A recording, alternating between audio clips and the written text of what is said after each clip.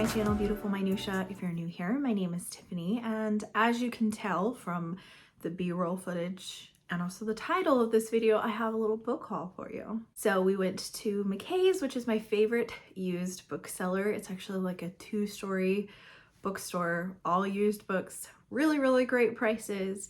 And I did come away with some books. I don't think I've ever left a Mckay'S empty-handed before because their selection is so amazing. I mostly have classics today, but I have a few other things as well, so I'll have them kind of split up into genres. So I have a couple of nonfictions here.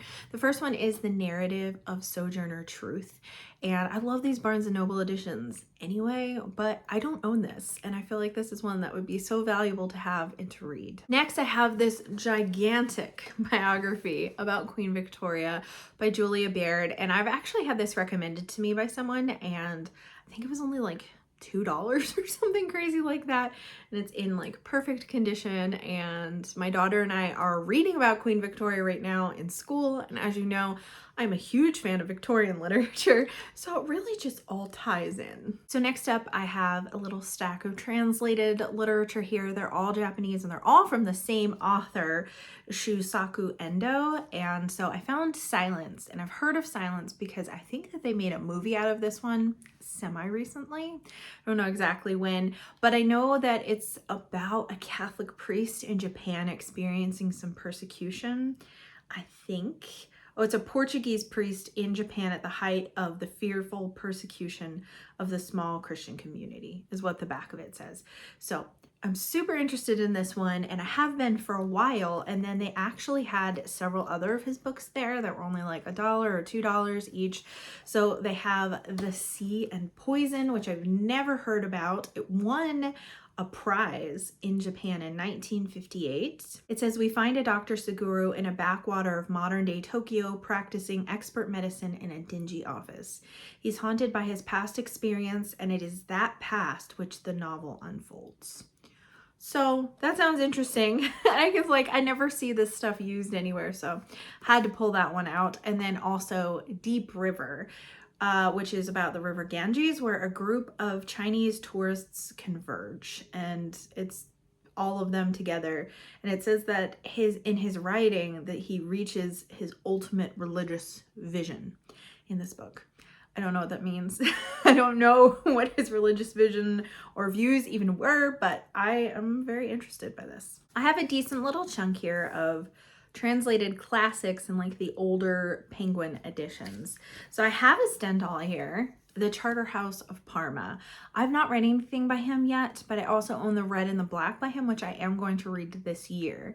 So I'm really intrigued by him because I've seen him referenced by a lot of authors that I really like. In particular, last year when I was reading Borges's short stories and essays and all of that kind of stuff, he referenced Stendhal quite a few times.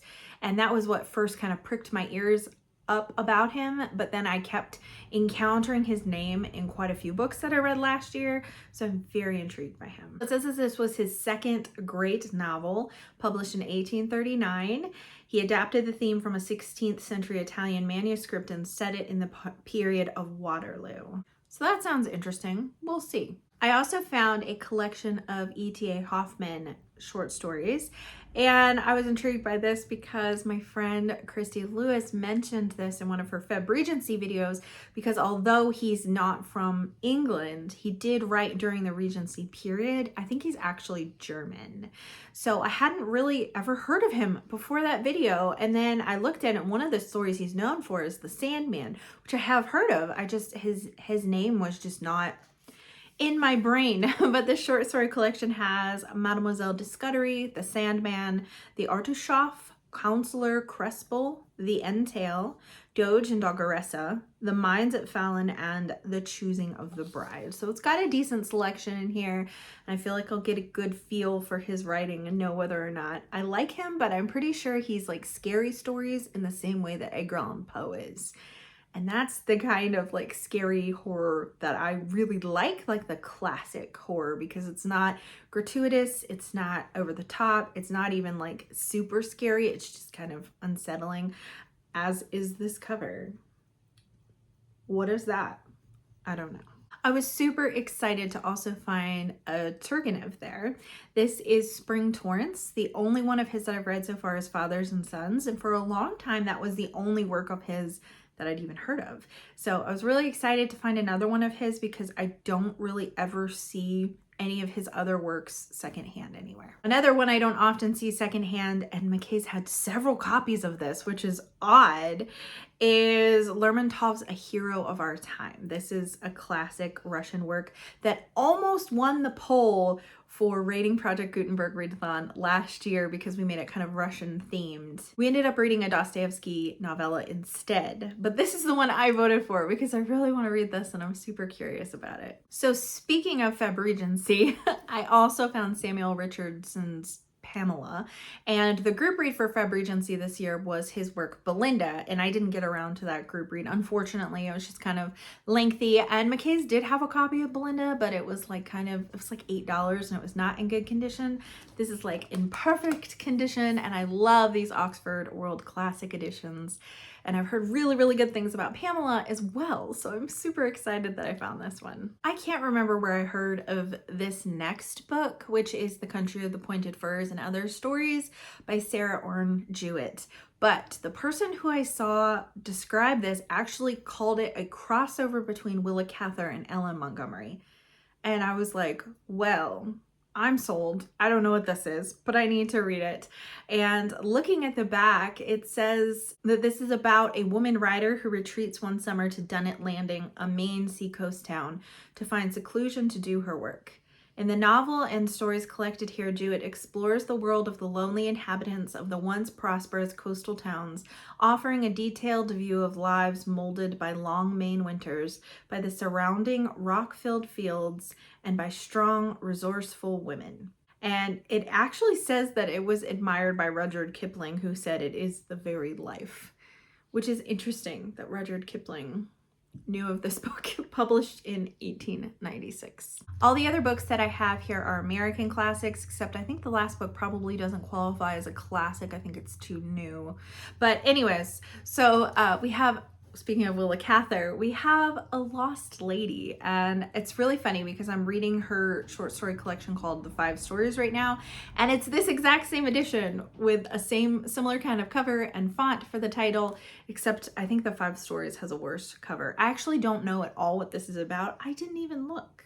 It says, at the turn of the century, in one of those gray towns along the Burlington Railroad, which are so much grayer today than they were then, there was a house well known for its hospitality and for a certain charm of atmosphere.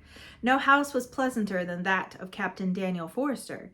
In the eyes of the admiring middle-aged men who visited there, whatever Mrs. Forrester chose to do was ladylike because she did it. They could not imagine her in any other dress or situation in which she would not be charming. And that's actually a quote from the book on the back of the book, and it's pretty much the only description. So I'm kind of curious about this. I am kind of ashamed to admit that I've never read any Zora Neale Hurston.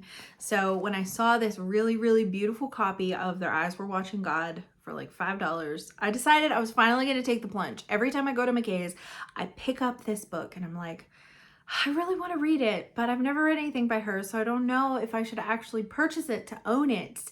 And I had a ton of store credit, so I took the plunge and I purchased it.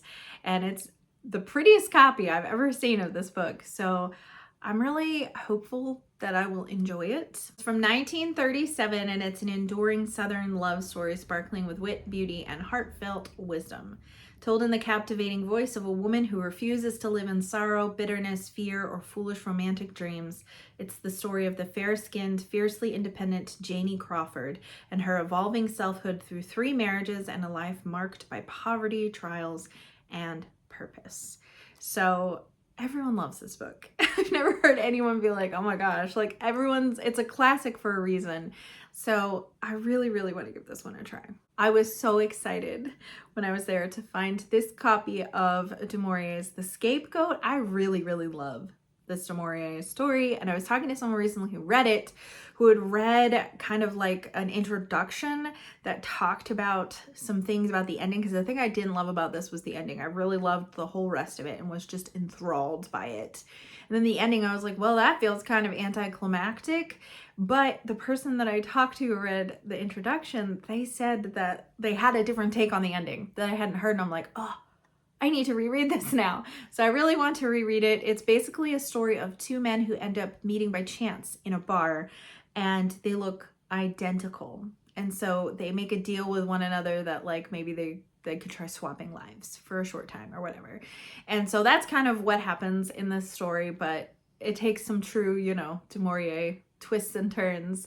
And I have had this exact edition and copy on my Amazon wish list for probably like 5 years, no joke, maybe longer.